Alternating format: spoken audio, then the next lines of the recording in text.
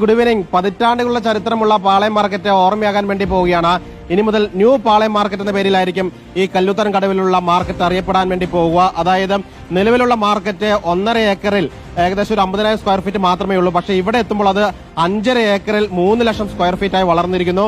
വലിയ മാർക്കറ്റായി വളർന്നിരിക്കുന്നു. നാളെ മുഖ്യമന്ത്രിയാണ് ഈ മാർക്കറ്റ് ഉദ്ഘാടനം ചെയ്യുന്നത്.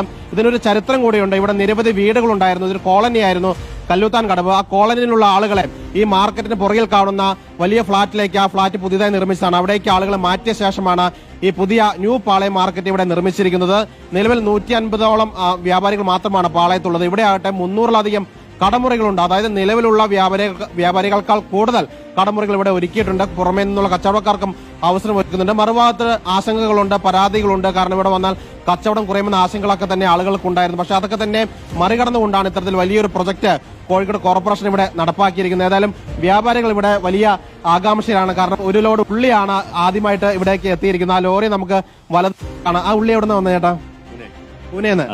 ഇനി ലോഡ് ദുരിതരാ പറ്റുമോ? പിന്നെ തീർച്ചയായിട്ടും ഇനി നിരന്തരമായിട്ടുള്ള പച്ചക്കറികളെല്ലാം ഇവിടെ നിന്ന് തന്നെയായിരിക്കും വിതരണം ചെയ്യുക. എന്നത്തേക്ക് പൂർണ്ണമായിട്ട് എവിടേക്ക് മാറാൻ പറ്റും? 10-15 ദിവസത്തിനുള്ളിൽ പൂർണ്ണമായിട്ടുള്ള മാർക്കറ്റ് ഇവിടെ പ്രവർത്തിക്കുന്നതായിരിക്കും. കുറെ ആശങ്കകളുണ്ടല്ലോ, കച്ചവടം കുറയും അങ്ങനെ പറഞ്ഞുകൊണ്ട്. അങ്ങനെ എന്തെങ്കിലും അടിസ്ഥാനം ഉണ്ടോ? ഇല്ല. കാരണം വെച്ചാല് നമുക്ക് ഇപ്പോൾ ഉള്ള മാർക്കറ്റിനേക്കാളും ഒരു 100 ഇരട്ടി സൗകര്യങ്ങളാണ് ഇവിടെ ഉള്ളത്.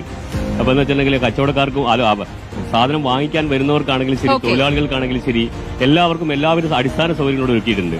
അതുപോലെ തന്നെ വേസ്റ്റ് മാനേജ്മെന്റ് സിസ്റ്റം, ഇതെല്ലാം ഇന്നത്തെ കാലഘട്ടത്തിന് അനിശ്ചിതമായിട്ടുള്ള എല്ലാ സംഗതികളോട് ഒരുക്കിയിട്ടുണ്ട്.